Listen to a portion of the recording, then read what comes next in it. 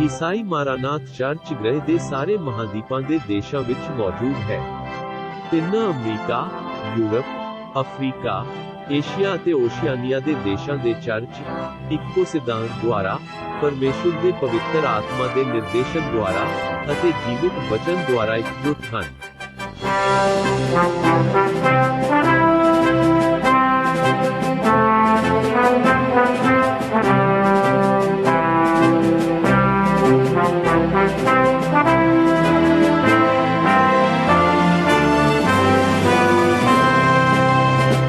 ਦੁਨੀਆ ਭਰ ਦੇ ਭਰਾ ਇੱਕੋ ਪੰਥ ਵਿੱਚ ਇਕੱਠੇ, ਇੱਕੋ ਸਰੀਰ ਵਿੱਚ ਅਤੇ ਇੱਕੋ ਭਾਵਨਾ ਵਿੱਚ ਹਿੱਸਾ ਲੈਂਦੇ ਹਨ।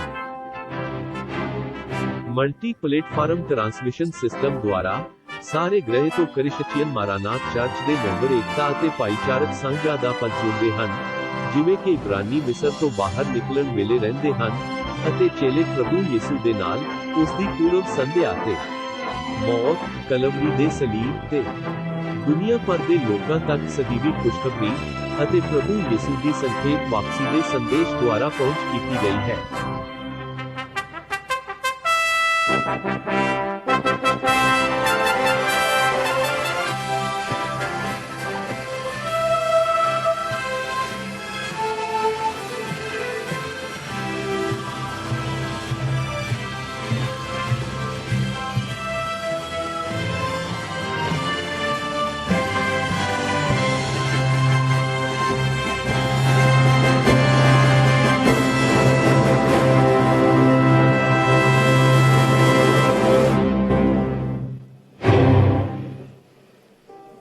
ਅਸੀਂ ਇਸ ਸਮਾਗਮ ਦੇ ਸਾਰੇ ਭਾਗੀਦਾਰਾਂ ਨੂੰ ਬੇਟਾਸ ਹੇਫੇਸਟਾਸ ਤੀਜੇ ਐਡੀਸ਼ਨ ਤੋਂ ਪ੍ਰਭੂ ਯਿਸੂ ਦੀ ਸ਼ਾਂਤੀ ਨਾਲ ਸ਼ੁਭਕਾਮਨਾਵਾਂ ਦਿੰਦੇ ਹਾਂ। ਮੇਰੇ ਭਰਾਵੋ ਅਤੇ ਦੋਸਤੋ, ਅਸੀਂ ਦੁਨੀਆ ਭਰ ਵਿੱਚ ਮਨਾਈਮ ਤੋਂ ਪਵਿੱਤਰ ਆਤਮਾ ਦੇ ਰਾਜ ਤੋਂ 60 ਤੋਂ ਵੱਧ ਭਾਸ਼ਾਵਾਂ ਵਿੱਚ ਅਨੁਵਾਦ ਦੇ ਨਾਲ ਪ੍ਰਸਾਰਿਤ ਕਰ ਰਹੇ ਹਾਂ। ਅਤੇ ਮੈਂ ਉਹਨਾਂ ਨੂੰ ਸੱਦਾ ਦਿੰਦਾ ਹਾਂ ਜੋ ਇੱਥੇ ਮਨਾਇਮ ਵਿੱਚ ਸਾਡੇ ਚਰਚਾ ਵਿੱਚ ਮੌਜੂਦ ਹਨ, ਖੜੇ ਹੋਣ ਲਈ। ਅਸੀਂ ਪ੍ਰਾਰਥਨਾ ਕਰਨ ਜਾ ਰਹੇ ਹਾਂ। ਇਸ ਸ਼ਾਨਦਾਰ ਘਟਨਾ ਦੀ ਸ਼ੁਰੂਆਤ ਕਰਦੇ ਹੋਏ ਯਿਸੂ ਦੇ ਲਹੂ ਦੀ ਸ਼ਕਤੀ ਲਈ ਰੌਲਾ ਪਾਉਣ ਲਈ। ਮਹਿਮਾਮਈ ਪਰਮੇਸ਼ੁਰ ਅਤੇ ਪਿਤਾ, ਅਸੀਂ ਪ੍ਰਭੂ ਯਿਸੂ ਦੇ ਬਲੀਦਾਨ ਦਾ ਜ਼ਿਕਰ ਕਰਦੇ ਹਾਂ, ਉਸ ਦੇ ਕੀਮਤੀ ਲਹੂ ਲਈ, ਕਿਉਂਕਿ ਉਸ ਦੀ ਪਵਿੱਤਰ ਆਤਮਾ ਵਹਾਈ ਗਈ। ਇਸ ਲਈ ਇਸ ਘਟਨਾ ਨੂੰ ਉਹਨਾਂ ਵਿੱਚੋਂ ਹਰੇਕ ਲਈ ਇੱਕ ਬਰਕਤ ਹੈ ਜੋ ਇੱਥੇ ਸਾਡੇ ਨਾਲ ਹਨ ਅਤੇ ਜਿਨ੍ਹਾਂ ਨੂੰ ਦੁਨੀਆ ਭਰ ਵਿੱਚ ਸੱਦਾ ਦਿੱਤਾ ਗਿਆ ਸੀ। ਇਸ ਦਿਨ ਤੇ ਸਾਡਾ ਉਦੇਸ਼ ਪ੍ਰਭੂ ਇਹ ਹੈ ਕਿ ਤੁਹਾਡੀ ਆਤਮਾ ਹਰ ਦਿਲ ਤੱਕ ਪਹੁੰਚ ਸਕੇ, ਸ਼ਾਂਤੀ ਲਿਆਵੇ, ਆਰਾਮ, ਸੁਰੱਖਿਆ, ਉਮੀਦ ਅਤੇ ਸਭ ਤੋਂ ਵੱਧ ਤੁਹਾਡੀ ਸਦੀਵੀ ਖੁਸ਼ਖਬਰੀ ਦੀ ਸ਼ਕਤੀ ਦੁਆਰਾ ਜੀਵਨ ਦੇ ਪਰਿਵਰਤਨ ਦੀ ਬਰਕਤ। ਹਰ ਚੀਜ਼ ਜੋ ਇੱਥੇ ਕੀਤੀ ਜਾ ਰਹੀ ਹੈ, ਪ੍ਰਭੂ ਦਾ ਇੱਕ ਉਦੇਸ਼ ਹੈ, ਯਿਸੂ ਦੇ ਨਾਮ ਦੀ ਮਹਿਮਾ ਕਰਨਾ, ਜੋ ਸਾਡਾ ਮੁਕਤੀਦਾਤਾ ਅਤੇ ਪ੍ਰਭੂ ਹੈ। ਅਸੀਂ ਯਿਸੂ ਦੇ ਨਾਮ ਵਿੱਚ, ਉਸ ਦੇ ਨਾਮ ਵਿੱਚ ਪ੍ਰਾਰਥਨਾ ਕਰਦੇ ਹਾਂ। ਆਮੀਨ। ਤੁਸੀਂ ਬੈਠ ਸਕਦੇ ਹੋ। ਪ੍ਰਭੂ ਯਿਸੂ ਦਾ, ਸਾਡਾ ਮੁਕਤੀਦਾਤਾ, ਸਾਡਾ ਮੁਕਤੀਦਾਤਾ। ਮੇਰੇ ਭਰਾਵੋ, ਇਹ ਇੱਕ ਸ਼ੁਰੂਆਤੀ ਸ਼ਬਦ ਹੋਵੇਗਾ ਅਤੇ ਮੈਂ ਭਰਾਵਾਂ ਨੂੰ ਦੱਸਣਾ ਚਾਹਾਂਗਾ ਕਿ ਅਸੀਂ ਇਸ ਦਿਨ ਪ੍ਰਤੀ ਵਚਨਬੱਧ ਹਨ। ਧਰਮ ਦਾ ਪ੍ਰਚਾਰ ਨਾ ਕਰੋ, ਨਾ ਹੀ ਇਸ ਦੇ ਸਿਧਾਂਤ। ਕਿਉਂ? ਕਿਉਂਕਿ ਅਸੀਂ ਨਾਜ਼ੁਕ ਹਾਂ ਅਤੇ ਉਸੇ ਸਮੇਂ ਜ਼ਿੰਮੇਵਾਰ, ਸਮਾਜਿਕ, ਰਾਜਨੀਤਿਕ ਦੇ ਅਪਵਾਦ ਤੋਂ ਬਿਨਾਂ। ਪਰ ਮੁੱਖ ਤੌਰ ਤੇ ਸੰਸਾਰ ਦੀ ਧਾਰਮਿਕ ਸਥਿਤੀ, ਜੋ ਕਿ ਸਾਡੇ ਆਲੇ ਦੁਆਲੇ ਬਿਨਾਂ ਹੈ। ਬਹੁਤ ਸਾਰੇ ਸਵਾਲਾਂ ਦੇ ਜਵਾਬ। ਇਹ ਮੀਟਿੰਗ ਇੱਕ ਸਵੈ ਵਿਸ਼ਲੇਸ਼ਣ ਹੈ ਜਿਸ ਵਿੱਚ ਅਸੀਂ ਸਾਰੇ ਸ਼ਾਮਲ ਹਾਂ। ਅਤੇ ਮੈਂ ਇੱਕ ਸੰਖੇਪ ਜਾਣ ਪਛਾਣ ਕਰਨਾ ਚਾਹੁੰਦਾ ਸੀ ਕਿਉਂਕਿ ਸਾਡਾ ਟੀਚਾ ਹੈ ਇਸ ਇਤਿਹਾਸਕ ਨਾਲ ਸੰਬੰਧਿਤ ਇੱਕ ਹੋਰ ਭਵਿੱਖਬਾਣੀ ਘੋਸ਼ਣਾ ਕਰਨ ਲਈ ਅਤੇ ਭਵਿੱਖਬਾਣੀ ਦਾ ਪਲ ਕਿ ਸੰਸਾਰ ਜੀ ਰਿਹਾ ਹੈ ਮੁੱਖ ਤੌਰ ਤੇ ਵਫਾਦਾਰ ਚਰਚ ਦੇ ਆਨੰਦ ਦੀ ਨੇੜਤਾ ਨਾਲ ਸੰਬੰਧਿਤ ਪ੍ਰਭੂ ਯਿਸੂ ਦੁਆਰਾ ਉਸਦੇ ਰਸੂਲਾਂ ਦੁਆਰਾ ਭਵਿੱਖਬਾਣੀ ਕੀਤੀ ਗਈ ਸੀ ਅਤੇ ਚਰਚ ਦੁਆਰਾ ਪੁਰਾਣੇ ਨੇਮ ਦੇ ਨਬੀਆਂ ਨੇ ਵੀ ਭਵਿੱਖਬਾਣੀ ਕੀਤੀ ਸੀ ਅਸੀਂ ਮਾਰਾਨਾਥ ਸ਼ਬਦ ਬਾਰੇ ਸੰਖੇਪ ਵਿੱਚ ਗੱਲ ਕਰਾਂਗੇ ਮਾਰਾਨਾਥ ਸ਼ਬਦ ਆਰਾਮੀ ਮੂਲ ਦਾ ਇੱਕ ਬਾਈਬਲੀ ਸ਼ਬਦ ਹੈ ਅਤੇ ਇਹ ਦੋ ਹੋਰ ਸ਼ਬਦਾਂ ਮਾਰਨ ਜਿਸ ਦਾ ਅਰਥ ਹੈ ਸਾਡਾ ਪ੍ਰਭੂ ਅਤੇ ਅਟਾ ਤੋਂ ਬਣਿਆ ਹੈ ਜਿਸ ਦਾ ਮਤਲਬ ਹੈ ਆਉਣਾ ਮਾਰਾਨਾਥ ਪ੍ਰਭੂ ਯਿਸੂ ਆ ਹਾਲੇਲੂਇਆ ਅਸੀਂ ਸੰਖੇਪ ਵਿੱਚ ਕੁਝ ਭਵਿੱਖਬਾਣੀ ਮਾਰਕਰਾਂ ਨੂੰ ਉਜਾਗਰ ਕਰਨਾ ਚਾਹੁੰਦੇ ਹਾਂ ਜੋ ਚੇਤਾਵਨੀਆਂ ਅਤੇ ਸੰਕੇਤ ਹਨ ਜੋ ਉਮੀਦ ਦੇ ਇਸ ਪਲ ਵੱਲ ਇਸ਼ਾਰਾ ਕਰਦੇ ਹਨ ਕਿ ਅਸੀਂ ਜੀ ਰਹੇ ਹਾਂ ਬਹੁਤ ਸਾਰੀਆਂ ਚੁਣੌਤੀਆਂ ਅਸੀਂ ਇਹਨਾਂ ਚੁਣੌਤੀਆਂ ਦਾ ਸਾਹਮਣਾ ਕਰ ਰਹੇ ਹਾਂ ਬਿਨਾਂ ਹੱਲ ਅਤੇ ਇਹ ਅਨਿਸ਼ਚਿਤਤਾ ਦੁੱਖ ਖਾਸ ਕਰਕੇ ਸਾਡੇ ਦਿਲਾਂ ਵਿੱਚ ਲਿਆਉਂਦਾ ਹੈ ਪਰ ਸਾਨੂੰ ਉਦੋਂ ਤੋਂ ਛੱਡਿਆ ਨਹੀਂ ਗਿਆ ਹੈ ਸਾਨੂੰ ਅਜਿਹੀਆਂ ਭਵਿੱਖਬਾਣੀਆਂ ਬਾਰੇ ਚੇਤਾਵਨੀ ਦਿੱਤੀ ਗਈ ਹੈ ਅਤੇ ਬਹੁਤ ਸਾਰੀਆਂ ਚੁਣੌਤੀਆਂ ਦਾ ਜਵਾਬ ਲੱਭਣਾ ਜ਼ਰੂਰੀ ਹੈ ਸਨ 2019 ਵਿੱਚ ਠੀਕ 24 ਨਵੰਬਰ ਨੂੰ ਸੱਸਾ ਉੱਥੇ ਪਹਿਲੀ ਘਟਨਾ ਕੀਤੀ ਗਈ ਸੀ ਪਾਰਟੀਆਂ ਵਿੱਚ ਟਰੰਪ ਅਤੇ ਇਹ ਭਵਿੱਖਬਾਣੀ ਦੇ ਸਮੇਂ ਲਈ ਇੱਕ ਪਹੁੰਚ ਵਿੱਚ ਸੀ ਜਿਸ ਨੂੰ ਸੰਖੇਪ ਕਿਹਾ ਜਾਂਦਾ ਹੈ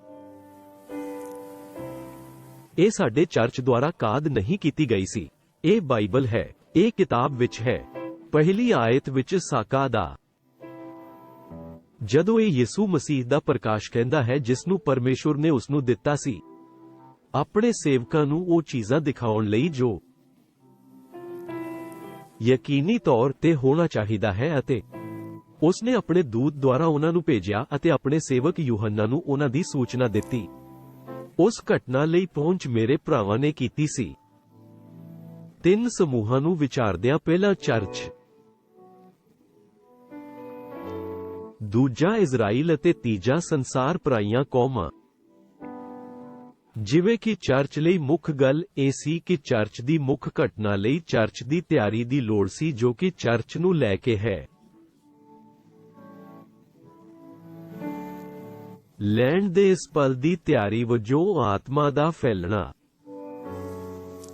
ਅਤੇ ਯੋਏਲ ਦੀ ਭਵਿੱਖਬਾਣੀ ਦਾ ਸਬੂਤ ਦਿੱਤਾ ਗਿਆ ਸੀ ਰਸੂਲ ਪਤਰਸ ਨੇ ਪੰਤੇਕੁਸਤ ਦੇ ਦਿਨ ਦੁਹਰਾਇਆ ਅਤੇ ਭਰਾ ਮੇਰੇ ਨਾਲ ਪੜ੍ਹ ਸਕਦੇ ਹਨ ਕਿ ਕੀ ਹੈ ਜਾਂ ਕੀ ਪੇਸ਼ ਕੀਤਾ ਜਾਵੇਗਾ ਪੜ੍ਹਿਆ ਗਿਆ ਹੈ ਅਤੇ ਅੰਤ ਦੇ ਦਿਨਾਂ ਵਿੱਚ ਇਹ ਵਾਪਰੇਗਾ ਪਰਮੇਸ਼ੁਰ ਕਹਿੰਦਾ ਹੈ ਮੈਂ ਆਪਣੀ ਆਤਮਾ ਦੇ ਸਾਰੇ ਸਰੀਰ ਉੱਤੇ ਡੋਲ ਦੇਵਾਂਗਾ ਅਤੇ ਤੁਹਾਡੇ ਬੱਚੇ ਅਤੇ ਤੁਹਾਡੀਆਂ ਧੀਆਂ ਅਗਮ ਵਾਕ ਕਰਨਗੇ ਅਤੇ ਤੁਹਾਡੇ ਜਵਾਨ ਦਰਸ਼ਨ ਕਰਨਗੇ ਅਤੇ ਤੁਹਾਡੇ ਬੁੱਢੇ ਸੁਪਨੇ ਵੇਖਣਗੇ ਇਹ ਪਹਿਲਾ ਹਿੱਸਾ ਹਾਲੇਲੂਇਆ ਸੀ ਅਤੇ ਦੂਜਾ ਹਿੱਸਾ ਇਜ਼ਰਾਈਲ ਦੇ ਭਵਿੱਖਬਾਣੀ ਮਹੱਤਤਾ ਬਾਰੇ ਇਜ਼ਰਾਈਲ ਬਾਰੇ ਸੰਬੋਧਿਤ ਕੀਤਾ ਗਿਆ ਸੀ ਅਤੇ ਇੱਕ ਇਤਿਹਾਸਕ ਤੱਥ ਦਾ ਜ਼ਿਕਰ ਕੀਤਾ ਗਿਆ ਸੀ ਜੋ ਵਾਪਰਿਆ ਸੀ ਪਿਛਲੀ ਸਦੀ ਦੇ ਮੱਧ ਵਿੱਚ ਜੋ ਕਿ 1948 ਵਿੱਚ ਇੱਕ ਰਾਸ਼ਟਰ ਵਜੋਂ ਇਜ਼ਰਾਈਲ ਦਾ ਸੰਗਠਨ ਸੀ ਇਹ ਇੱਕ ਭਵਿੱਖਬਾਣੀ ਸੰਕੇਤ ਹੈ ਕਿ ਪ੍ਰਭੂ ਯਿਸੂ ਨੇ ਆਪ ਆਪਣੇ ਚੇਲਿਆਂ ਨੂੰ ਮੈਥਿਊ 24:32 ਅਤੇ 30 ਵਿੱਚ ਜਵਾਬ ਦਿੱਤਾ ਸੀ ਉਸ ਨੇ ਕਿਹਾ ਕਿ ਮੈਂ ਅੰਜੀਰ ਦੇ ਦਰਖਤ ਦੀ ਕਹਾਣੀ ਸਿੱਖੀ ਹੈ ਅੰਜੀਰ ਦਾ ਰੁੱਖ ਪੁਰਾਣੇ ਨੇਮ ਵਿੱਚ ਇਜ਼ਰਾਈਲ ਦਾ ਪ੍ਰਤੀਕ ਹੈ ਦੇ ਨਾਲ ਚਰਚ ਨਵੇਂ ਨੇਮ ਵਿੱਚ ਅੰਗੂਰੀ ਬਾਗ ਦੁਆਰਾ ਪ੍ਰਤੀਕ ਹੈ ਯਿਸੂ ਨੇ ਕਿਹਾ ਕਿ ਮੈਂ ਅੰਜੀਰ ਦੇ ਰੁੱਖ ਦੀ ਇਹ ਦ੍ਰਿਸ਼ਟਾਂਤ ਉਦੋਂ ਸਿੱਖਿਆ ਹੈ ਜਦੋਂ ਇਸ ਦੀਆਂ ਸ਼ਾਖਾਵਾਂ ਬਣ ਜਾਂਦੀਆਂ ਹਨ ਬੜੌਸ ਪੱਤੇ ਪੁੰਗਰ ਤੁਹਾਨੂੰ ਪਤਾ ਹੈ ਕਿ ਗਰਮੀ ਆ ਰਹੀ ਹੈ ਜਦੋਂ ਤੁਸੀਂ ਇਹਨਾਂ ਸਾਰੀਆਂ ਚੀਜ਼ਾਂ ਤੋਂ ਆਉਂਦੇ ਹੋ ਤਾਂ ਆਇਤ ਦੀ ਤਾਰੀਫ ਨੂੰ ਬਰਾਬਰ ਦੇਖੋ ਮੈਨੂੰ ਪਤਾ ਹੈ ਕਿ ਉਹ ਯਿਸੂ ਦੇ ਨੇੜੇ ਹੈ ਦਰਵਾਜ਼ੇ ਇਜ਼ਰਾਈਲ ਅਤੇ ਅੰਤ ਵਿੱਚ ਗੈਰ ਯਹੂਦੀ ਲੋਕਾਂ ਲਈ ਇੱਕ ਨਿਸ਼ਾਨੀ ਹੈ, ਜਿਵੇਂ ਕਿ ਦੂਜਿਆਂ ਲਈ ਮਨੋਨੀਤ ਲੋਕਾਂ ਦਾ ਹੱਕ ਹੈ ਕਿ ਅਸੀਂ ਦੂਜੇ ਲੋਕਾਂ ਦੇ ਬਹੁਤ ਸਾਰੇ ਭਵਿੱਖਬਾਣੀ ਚਿੰਨ੍ਹ ਮਨੁੱਖੀ ਵਿਵਹਾਰ ਨੂੰ ਧਿਆਨ ਵਿੱਚ ਰੱਖਦੇ ਹੋਏ ਉਜਾਗਰ ਕੀਤੇ ਗਏ ਸਨ। ਪਰ ਇਹ ਵੀ ਭੌਤਿਕ ਚਿੰਨ੍ਹਾਂ ਦਾ ਸਬੂਤ ਹੈ ਜੋ ਉਸ ਭਵਿੱਖਬਾਣੀ ਵਿੱਚ ਦਰਸਾਏ ਗਏ ਸਨ, ਜੋ ਪ੍ਰਕਾਸ਼ ਦੀ ਪੋਥੀ ਦੇ 8ਵੇਂ ਅਧਿਆਇ ਵਿੱਚ ਹਨ, ਜੋ ਤੂਰਾਂ ਦੀਆਂ ਛੋਹਾਂ ਹਨ, ਜੋ ਚੇਤਾਵਨੀਆਂ ਅਤੇ ਚਿੰਨ੍ਹ ਹਨ। ਕਿ ਪਹਿਲੇ 3 ਤੂਰੀਆਂ ਤੋਂ ਅਸੀਂ ਬਹੁਤ ਦਿਲਚਸਪ ਤੱਥ ਦੇਖਣ ਜਾ ਰਹੇ ਹਾਂ। ਤੁਹਾਨੂੰ ਸਕਰੀਨ ਤੇ ਪਾ ਸਕਦਾ ਹੈ। ਅਪੋਕਲਿਪਸ 8:1 ਅਤੇ 6 ਸਾਨੂੰ ਸੰਖੇਪ ਵਿੱਚ ਇਸ ਨੂੰ ਪਸੰਦ ਹੈ ਕਹਿੰਦਾ ਹੈ। ਸਵਰਗ ਵਿੱਚ ਲਗਭਗ ਅੱਧੇ ਘੰਟੇ ਦੀ ਇਹ ਚੁੱਪ ਮੇਰੇ ਪਿਆਰੇ ਨੂੰ ਦੇਖੋ ਕਿ ਸਵਰਗ ਵਿੱਚ ਇਸ ਪਰਮਾਤਮਾ ਦੇ ਸਮੇਂ ਵਿੱਚ ਕੀ ਸੰਪੂਰਨਤਾ ਸੀ। ਉੱਥੇ ਸਦੀਵੀ ਚੁੱਪ ਸੀ ਅਤੇ 7 ਦੂਤ ਜਿਨ੍ਹਾਂ ਕੋਲ 7 ਤੂਰੀਆਂ ਸਨ ਖੇਡਣ ਲਈ ਤਿਆਰ। ਹਰੇਕ ਤੂਰੀ ਦਾ ਸਾਡੇ ਸਮੇਂ ਲਈ ਭਵਿੱਖਬਾਣੀ ਸੰਦੇਸ਼ ਹੈ। ਇਸ ਲਈ ਆਓ ਪਹਿਲੇ ਤੂਰੀ ਵੱਲ ਚੱਲੀਏ। ਅਜਿਹਾ ਕਿਹਾ ਅਤੇ ਪਹਿਲੇ ਦੂਤ ਨੇ ਆਪਣਾ ਤੂਰੀ ਵਜਾਇਆ ਅਤੇ ਸਾੜ ਦਿੱਤਾ। ਤੂਰੀ ਦਾ ਤੀਜਾ ਹਿੱਸਾ ਸਾੜ ਦਿੱਤਾ ਗਿਆ ਸੀ।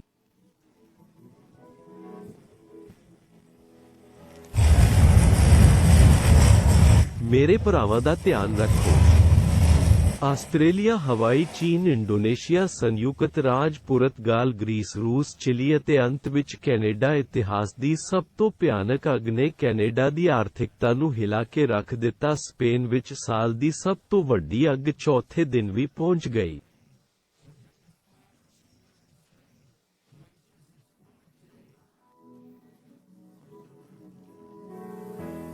ਮੈਂ ਉਹਨਾਂ ਸਾਰਿਆਂ ਨੂੰ ਪੁੱਛਦਾ ਹਾਂ ਜੋ ਸਾਨੂੰ ਟੈਲੀਵਿਜ਼ਨ ਚੈਨਲਾਂ ਅਤੇ ਹੋਰ ਮੀਡੀਆ ਰਾਹੀਂ ਦੇਖ ਰਹੇ ਹਨ ਅਤੇ ਅਸੀਂ ਜੋ ਇੱਥੇ ਹਾਂ। ਇਹ ਤੂਰੀ ਪਹਿਲਾਂ ਹੀ ਵਜਾ ਚੁੱਕੀ ਹੈ। ਇਹ ਪਹਿਲਾਂ ਹੀ ਖੇਡ ਚੁੱਕਾ ਹੈ। ਚਲੋ ਦੂਜੇ ਤੂਰੀ ਦੇ ਸਾਕਾਨਾਮੇ ਤੇ ਚੱਲੀਏ। 8:8 ਅਤੇ 9 ਅਤੇ ਦੂਜੇ ਦੂਤ ਨੇ ਤੂਰੀ ਵਜਾਈ ਅਤੇ ਜੀਵ ਦਾ ਤੀਜਾ ਹਿੱਸਾ ਮਰ ਗਿਆ ਜਿਸਨੇ ਸਮੁੰਦਰ ਵਿੱਚ ਜੀਵਨ ਸੀ। 1970 ਵਿੱਚ ਮੇਰੇ ਭਰਾਵੋ, ਉਸ ਮਹਾਨ ਸਮੁੰਦਰੀ ਵਿਗਿਆਨੀ ਨੂੰ ਪਹਿਲਾਂ ਹੀ ਵੇਖੋ। ਲਾਗਤ ਦੇਖੋ ਉਸਨੇ ਅਖਬਾਰ ਵਿੱਚ ਕੀ ਲਿਖਿਆ ਸੀ। ਦੁਨੀਆ ਦੇ 40% ਜੀਵਾਂ ਨੇ ਹੁਣ ਪ੍ਰਸ਼ਾਂਤ ਵਿੱਚ ਕੂੜੇ ਦੇ ਵੱਡੇ ਧੱਬੇ ਵੇਖੇ ਹਨ, ਜੋ ਇੱਕ ਫੋਟੋ ਹੈ ਜੋ ਅਸੀਂ ਇੰਟਰਨੈਟ ਤੋਂ ਲਈ ਹੈ। ਇੱਕ ਹੋਰ ਫੋਟੋ ਮਰੀ ਹੋਈ ਮੱਛੀ ਦੇ ਨਾਲ ਉੱਥੇ ਕੂੜਾ ਸੀਜ਼ ਸਵਾਲ ਹੈ ਜੋ ਕਿ ਰਹਿੰਦਾ ਹੈ।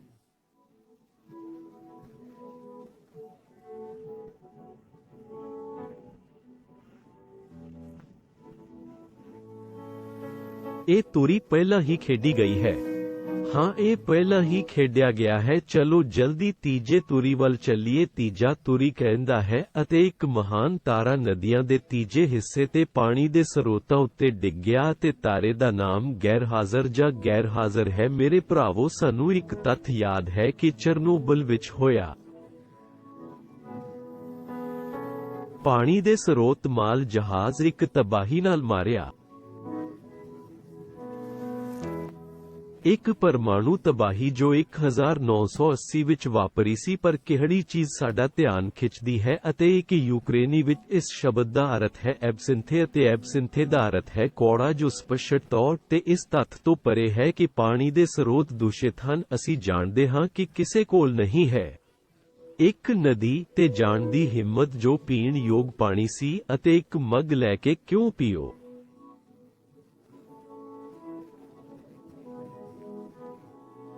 ਕਿਉਂਕਿ ਇਹ ਟਰੰਪ ਪਹਿਲਾਂ ਹੀ ਵਜਾ ਚੁੱਕਾ ਹੈ। ਤੀਜਾ ਟਰੰਪ ਪਹਿਲਾਂ ਹੀ ਵਜਾ ਚੁੱਕਾ ਹੈ। ਮੇਰੇ ਭਰਾਵੋ, ਚਰਨੋਬਿਲ ਦੀ ਮੌਜੂਦਾ ਸਥਿਤੀ ਤੇ ਨਜ਼ਰ ਮਾਰੋ ਤਾਂ ਅਜਿਹੇ ਤੱਥ ਸਬੂਤ ਹਨ ਅਤੇ ਸਾਡੇ ਕੋਲ ਸਮਾਂ ਨਹੀਂ ਹੈ। ਸਾਡਾ ਸਮਾਂ ਘੱਟ ਹੈ। ਇਹ ਤੱਥ ਸਪਸ਼ਟ ਤੌਰ ਤੇ ਦਰਸਾਉਂਦੇ ਹਨ ਕਿ 3 ਤੂਰੀਆਂ ਪਹਿਲਾਂ ਹੀ ਵਜਾਈਆਂ ਗਈਆਂ ਹਨ ਅਤੇ ਇੱਕ ਦਿਲਚਸਪ ਵੇਰਵਾ ਜੋ ਹਰ ਇੱਕ ਤੂਰੀ ਵਜਾਉਂਦਾ ਹੈ ਜੋ ਇਸ ਦੇ ਪ੍ਰਭਾਵ ਨੂੰ ਜਾਰੀ ਰੱਖਦਾ ਹੈ। ਪਹਿਲੀ ਤੂਰੀ ਦਾ ਪ੍ਰਭਾਵ ਉਦੋਂ ਤੱਕ ਜਾਰੀ ਰਹਿੰਦਾ ਹੈ ਜਦੋਂ ਤੱਕ ਸਾਡੇ ਤੀਜੇ ਦੇ ਦੂਜੇ ਦਿਨ ਹਨ। ਇਸ ਲਈ ਮੇਰੇ ਭਰਾਵਾਂ ਨੂੰ ਦਿਖਾਓ ਕਿ ਇਹ ਟੂਰਮਟ ਦੀ ਛੋਹ ਗੁਆ ਰਿਹਾ ਹੈ। ਚੌਥਾ ਤੂਰੀ ਸਾਡੇ ਲਈ ਚੌਥਾ ਤੂਰੀ ਵਜਾਇਆ ਜਾਵੇਗਾ ਅਤੇ ਪ੍ਰਭੂ ਦੇ ਵਫਾਦਾਰ ਚਰਚ ਨੂੰ ਗੋਲੀ ਮਾਰ ਦਿੱਤੀ ਜਾਵੇਗੀ।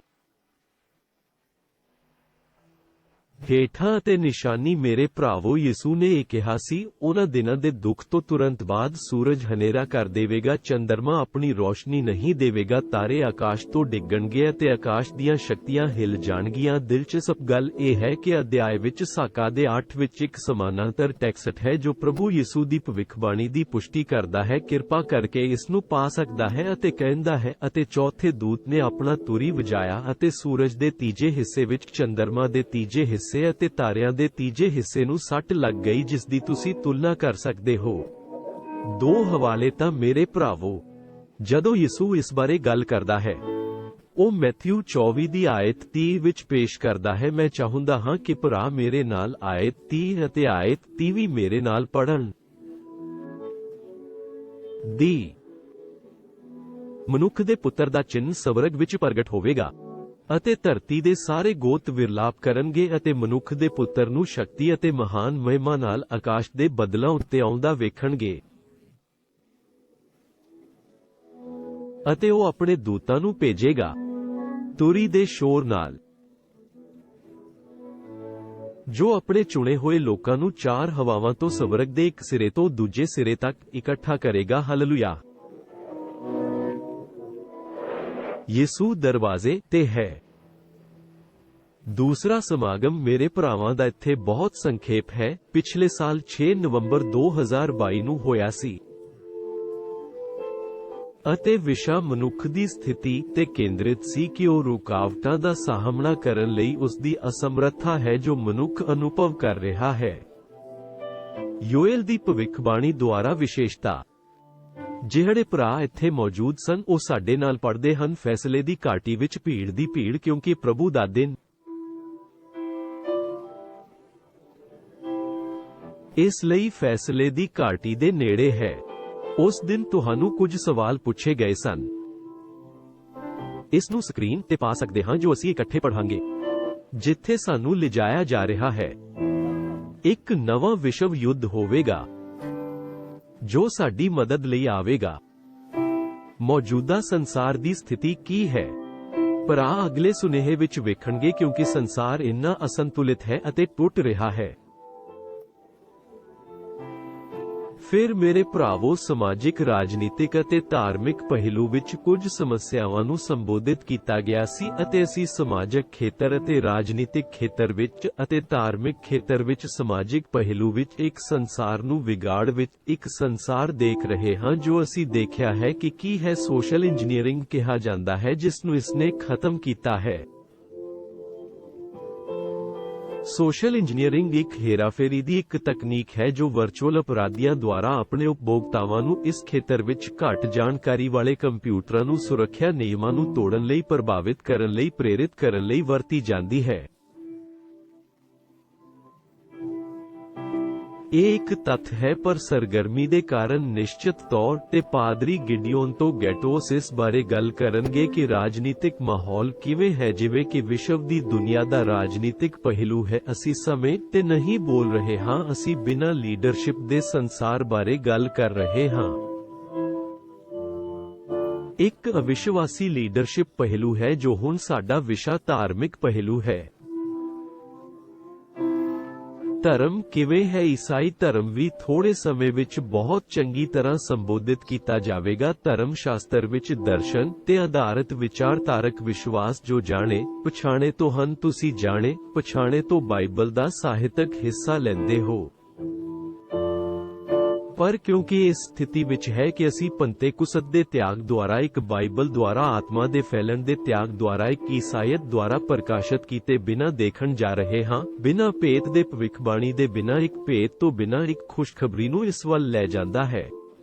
ਵਿਸ਼ਵਾਸ ਦਾ ਸੰਕਟ ਅਤੇ ਇੱਥੇ ਖਤਮ ਹੁੰਦਾ ਹੈ। ਮੇਰੇ ਭਰਾਵੋ, ਸਾਡੇ ਕੋਲ ਮੇਰਾ ਸੰਖੇਪ ਸ਼ਬਦ ਹੈ। ਹੋਰ ਸਵਾਲ ਕਹੇ ਗਏ ਸਨ। ਆਖਰੀ ਸੁਨੇਹਾ ਕਦੋਂ ਹੋਵੇਗਾ ਜੋ ਅਸੀਂ ਪਿਛਲੇ ਸਾਲ ਦੀ ਘਟਨਾ ਦੇ ਅੰਤ ਵਿੱਚ ਜਵਾਬ ਦਿੰਦੇ ਹਾਂ? ਇਹ ਅੱਜ ਕਦੋਂ ਹੋਵੇਗਾ? ਦੂਤ ਕੌਣ ਹੋਵੇਗਾ? ਪਵਿੱਤਰ ਆਤਮਾ ਤੋਂ ਆਉਂਦਾ ਹੈ। ਪਵਿੱਤਰ ਆਤਮਾ ਦੀ ਪ੍ਰੇਰਣਾ ਪਵਿੱਤਰ ਆਤਮਾ ਨਾਲ ਭਰਿਆ ਇੱਕ ਚਰਚ ਇੱਕ ਸੰਦੇਸ਼ ਹੈ। ਸੰਦੇਸ਼ ਤੋਬਾ ਦੀ ਮੁਕਤੀ ਦਾ ਸੰਦੇਸ਼ ਹੈ। ਜੋ ਕੋਈ ਵੀ ਵਿਸ਼ਵਾਸ ਕਰਦਾ ਹੈ ਅਤੇ ਬਪਤਿਸਮਾ ਲੈਂਦਾ ਹੈ ਬਚਾਇਆ ਜਾਵੇਗਾ।